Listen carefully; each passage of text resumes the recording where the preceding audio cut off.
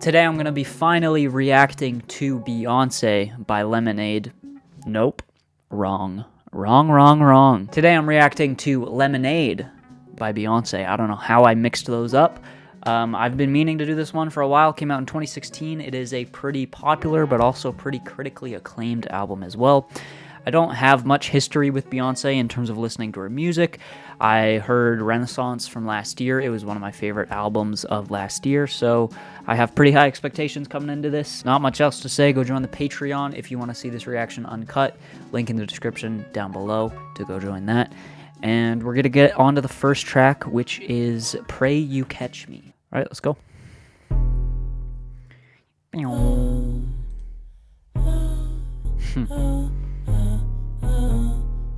Cool start. This is sick. Is this These Walls by Kendrick? Sex. You can taste the dishonesty. Pray you catch me listening. I'm praying to catch you whispering. Cool kind of airy production. Oh.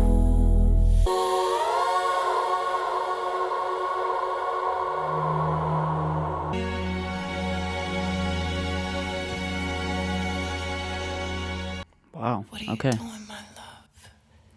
What? What is going on? Why is it not? It's not even on shuffle. What are we doing? Why is it doing that? Hold on. I gotta hear how that transitions. Because I just completely ruined it. What are you doing, my love? Okay, a lot moodier of an intro track than I was assuming we were gonna get. I kind of did know coming into this that this album was going to be a lot about her relationship with Jay-Z and that marriage, but I didn't expect it to kind of sound like that for some reason. I thought it was going to be a lot more upbeat than that. Yeah, that was honestly pretty great. I love the vocal layering at the beginning there, kind of building up in this kind of off-putting way, and then it kind of goes into a more kind of straightforward ballad, I guess. Some great lyrics in here, some great introspection, kind of reflecting on, I guess, suspicion that's kind of arising in terms of this relationship. It seems like there's suspicion on both sides, though, because she prays to catch him whispering, but she also says, I pray you catch me listening.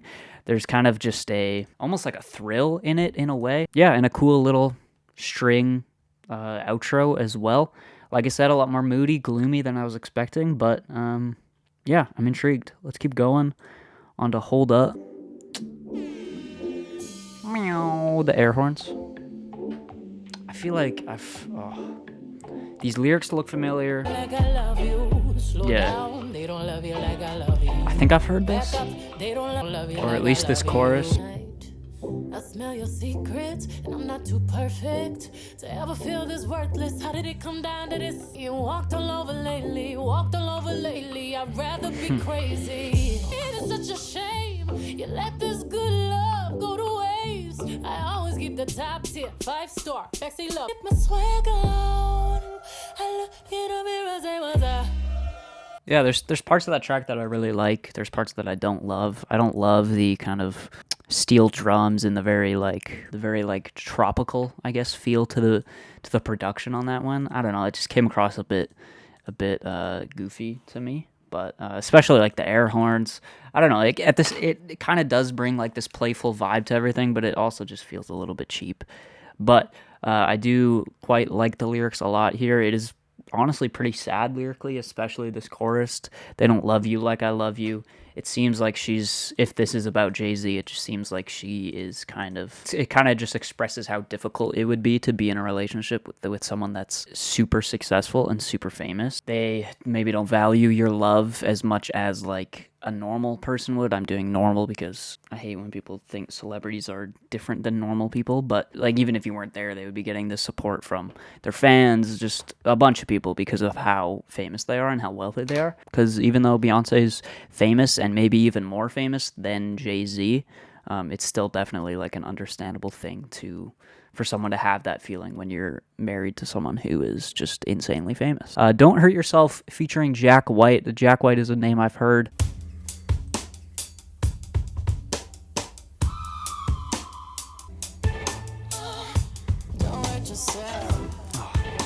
Great guitar work there. I think those are guitars.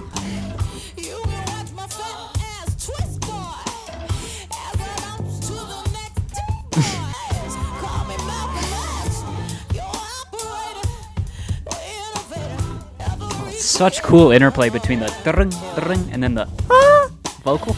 Yeah, that's my Beyoncé impression right there.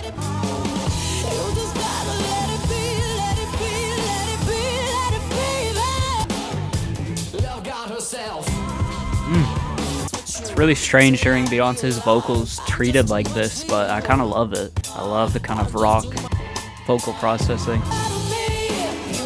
This is great. So good. It's a great track. I love the confidence. I love the aggression. Obviously, this is a track I'm not the target audience of this track at all, but it kind of hits for me in some strange way. It's just someone feeling themselves and just being super confident. And then it also goes a little bit deeper than that, though, too, because of this whole idea of when you hurt me, you hurt yourself. So it is more kind of layered than just like a standard flex track in a way. Cool track. Love the production. I think Jack White's inclusion was pretty cool. Guitars were cool. Like how Beyonce's vocals were treated on that track. It really brought out that aggression and that kind of visceral and animalistic feel to everything. So, yeah, that was great. Let's keep going. Sorry.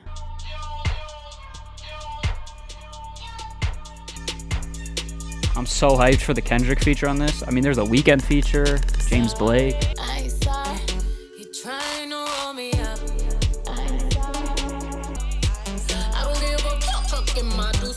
Screw him. Screw Jay-Z. Boy, bye. Brockhampton reference? Whoa, whoa, whoa.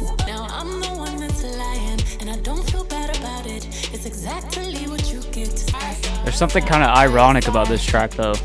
Yeah, it's like she's making this song like, I'm not thinking about you, but clearly you are thinking about him. And I think that's purposeful.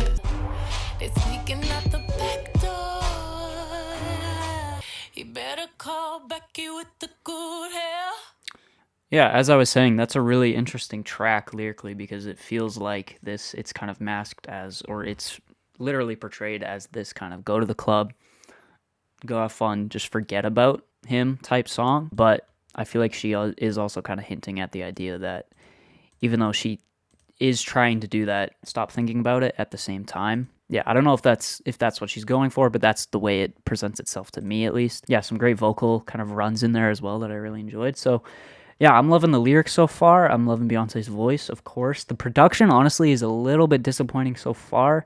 There has been some cool moments, but I don't know. Yeah, like on that one, it felt like it could have been a little bit more lush and just like filled out. We'll keep going. 6-inch featuring Abel, The Weeknd. I'm not a huge The Weeknd fan, but maybe he'll slightly win me over here.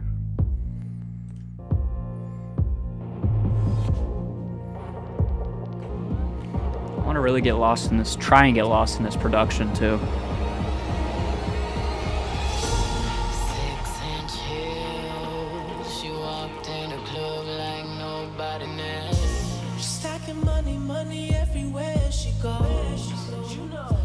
Okay. It makes sense to have The Weeknd on this song, especially back in 2016.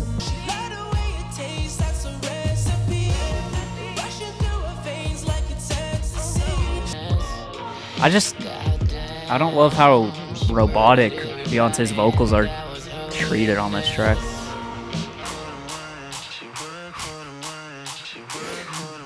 We're just gonna get an EDM banger, maybe? It's trappy though, too.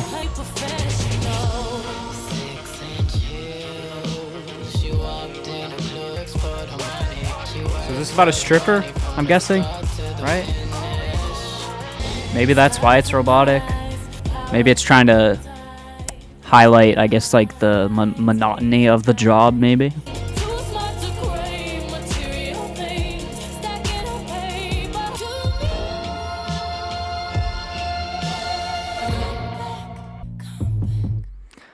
Okay, that's another track where I really love certain aspects, and I just don't love other parts. I really do love the kind of empowering feel of the lyrics on this track, especially if it seems it's about like a stripper, and it's just kind of empowering to even that career that, you know, a lot of is oftentimes disrespected and people look down upon those workers and they think they're less than just anyone else, you know, just because of the job that they do. So I do like that positive message, of course. And it does feel like it also just ties in with the last track and just the entire album so far, just this sense of finding your self-worth, self-confidence. I actually did enjoy the production quite a bit, even though if it's not really my style, like I don't love the kind of trap / EDM build up there, and usually I wouldn't love that, but I don't know, I feel like it was executed pretty well. The only thing I don't really love about that track is just the robotic vocal production during that chorus. All right, daddy lessons. Let's learn how to be a daddy.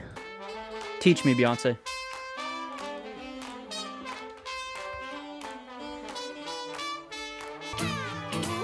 What? How are we here? What? This is the last album I'd expect to hear country on.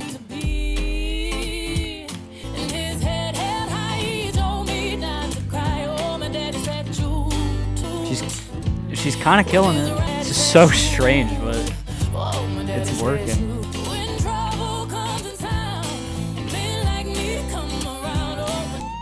It's the last thing I expected.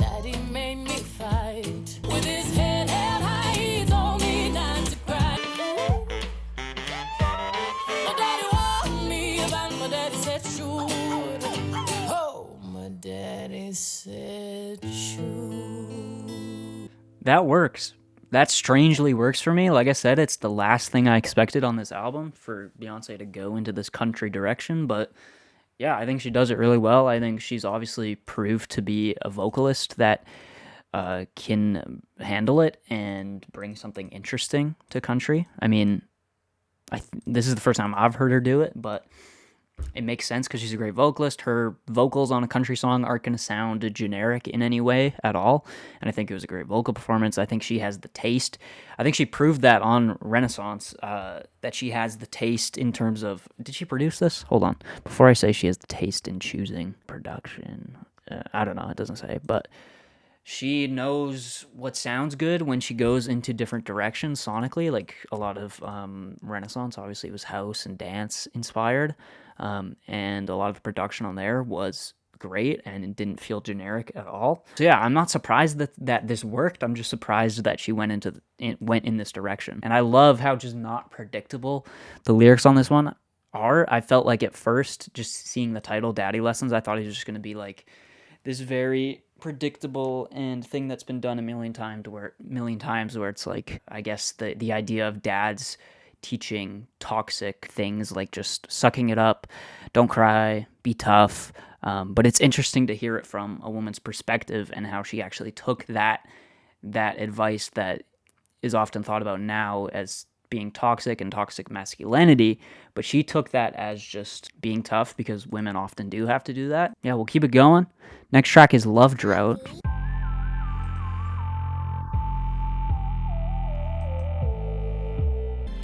Oh, come on.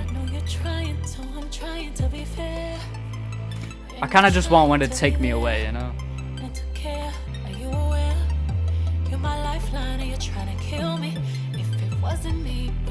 808. That line, spend my life in the dark for the sake of you and me.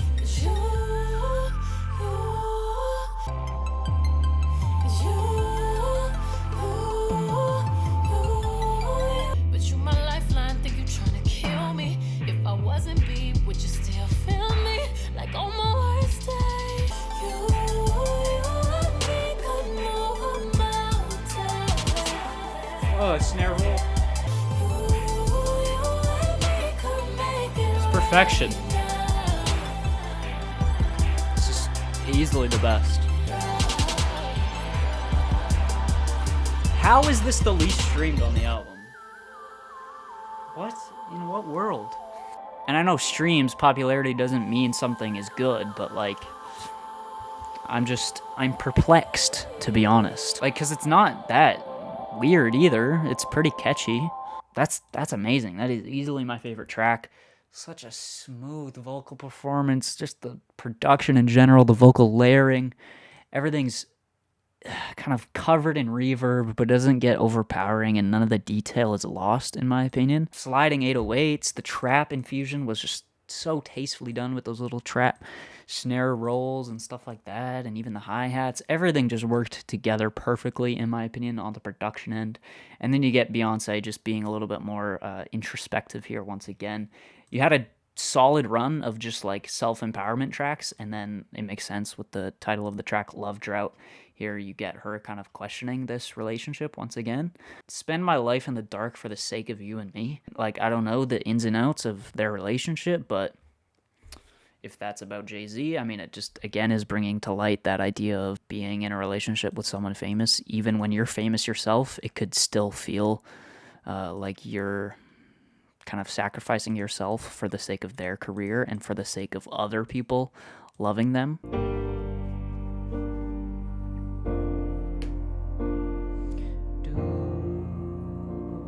We built sandcastles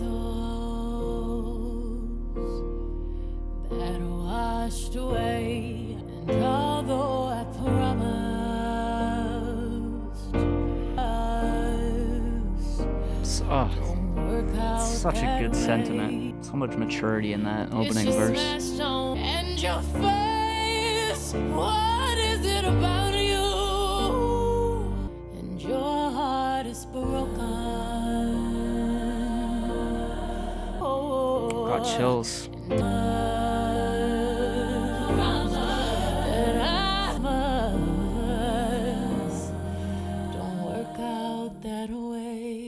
Okay, whoa, jeez. Oh, frick, I have chills from that track. That was amazing. Such an emotion. That's the most like emotional and raw I've heard Beyonce's vocals ever. Yeah, lyrically it's fantastic. I mean, it starts with just some beautiful imagery, so much maturity in the track, and I guess Genius is saying something about her accepting his wrongdoings. I don't know what happened within their relationship. I'm not like invested in these people's lives like that, but I feel like I don't even really have to be to kind of get the potent emotion from this track that she's trying to convey, and that's what makes it great. Like, you shouldn't have to be invested in that for the song to hit. Like, I'm sure it could hit harder if I was invested in that, but I mean, it hit hard as it is without me knowing like anything about these people. Kind of got me teary-eyed a little bit in a way. I don't know. That was amazing. And then the way it transitions into this, let me take that back too. I want to hear that transition. Then it goes into this darker chord here. Forward. James Blakey boy.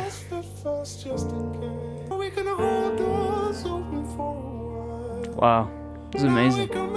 Holy frick, this is good. Forward.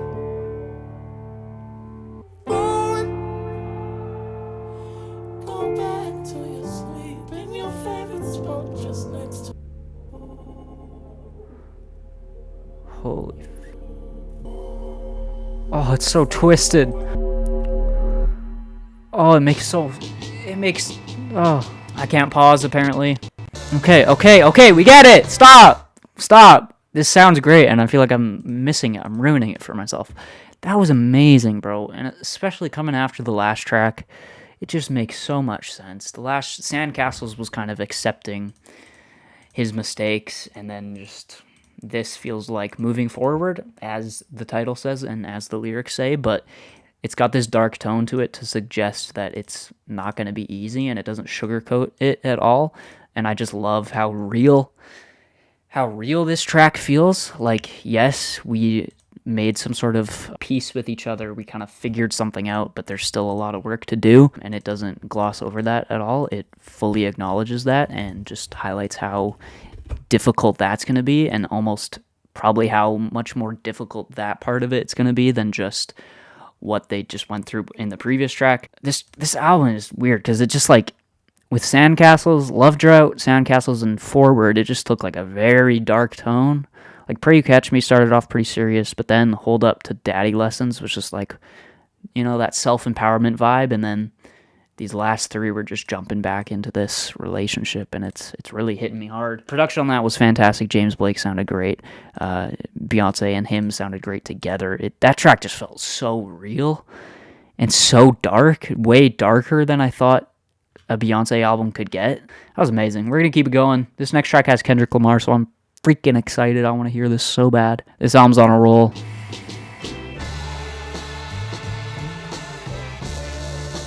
Oh.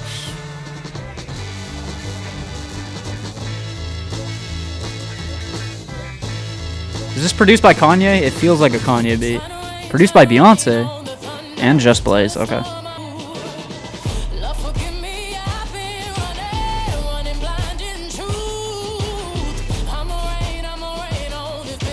This is like a stadium anthem. Bassline. So good. Production, holy crap. These freaking huge snares.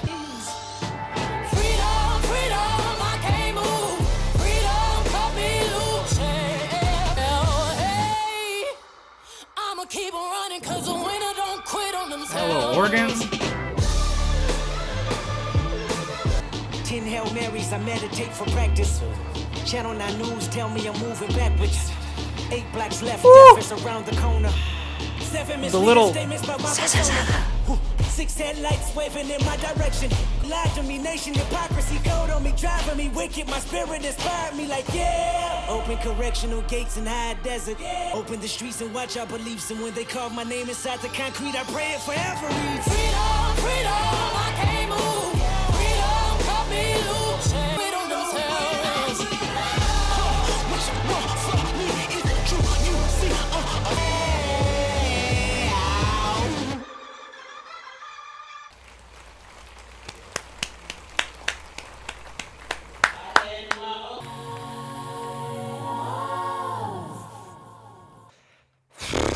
That's a banger. That's a banger right there. Feels like it should be played in a stadium, but the song itself already felt like it was being played in a stadium. Like the way Beyonce's vocals were treated, it just felt like she was just screaming in this stadium, and it really highlighted that sense of freedom. That was insane production. The freaking sample in there, the snares. That track easily could have felt overproduced because of how massive it is, but it never got to that for me. I don't know. It just hit. Kendrick sounded great on there. That little thing he did at the start of his verse with the whatever moving around in the headphones. Amazing. It's interesting how that comes after Forward too, because that is definitely the darkest moment on the album. And then we get this kind of sigh of relief here and just this almost like release of just pent up anger in a way as well. Yeah, let's keep going all night. And true love never has to hide. True love never has to sing your scars and kiss your cries. Sing your scars and kiss your cries.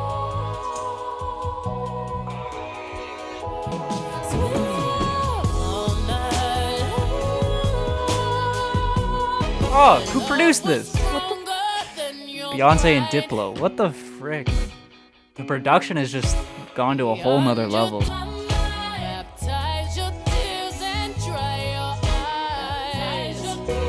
When she goes with this chorus, it makes me flow. And that little bass line there too. And then the horns, everything is just perfect on this chorus. Like, what?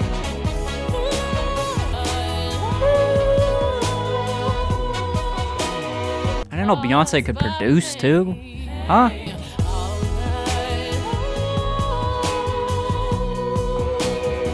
Bring those horns in. Oh, those horns remind me of a Kenny Beats song off of Louis. Maybe he sampled those horns. Oh, it's so good. It's so okay, I gotta find. Hold on. I'm gonna talk about that track in a bit. I just need to figure out what Kenny Beats song I'm thinking of that sounds similar. I mean, those horns have the same, like, texture, similar melody to... I don't know. Something just about the melody that was playing, those horns, really reminded me of something off Louis. That production just absolutely blew me away again. It feels like lyrically it's kind of a breakthrough point in this relationship. It feels like the first like true sense of love within this album, which is very sweet. And the sound palette of the track matched that as well as Beyonce's vocals, especially when she in that chorus goes to the all night long and just like lets that vocal hang and just lets the listener kind of ascend to that vocal. Let's keep going on to the last track, Formation. A title I've heard, so I may have heard this track, and it has a bunch of streams as well. Y'all haters corny with that Illuminati mess. My daddy Alabama, mama Louisiana. You mix that Negro with that Creole, make a Texas Bama. I like my baby hair with baby hair and afro. I like my Negro nose with Jackson 5. Oh, this is hard.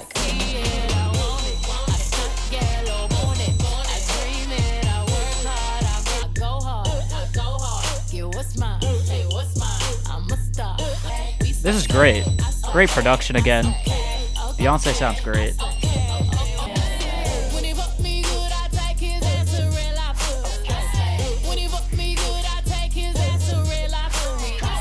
What? Red Lobster? Are you sponsored, Beyonce?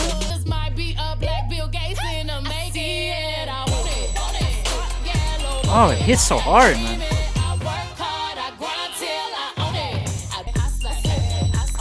It does feel a little bit dated in its use of the term slay, but other than that, I love it. Like, nobody's really saying slay unironically in 2023, you know? Okay, ladies, now let's get information. Here's your paper. It's fantastic. That was such a fun ending to an album that was fun at points, but also went pretty deep at points and pretty introspective and pretty heavy and emotional.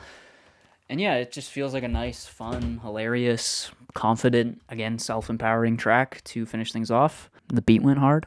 The drums hit. Yeah, I mean, the only thing is that I just don't like the slay, you know?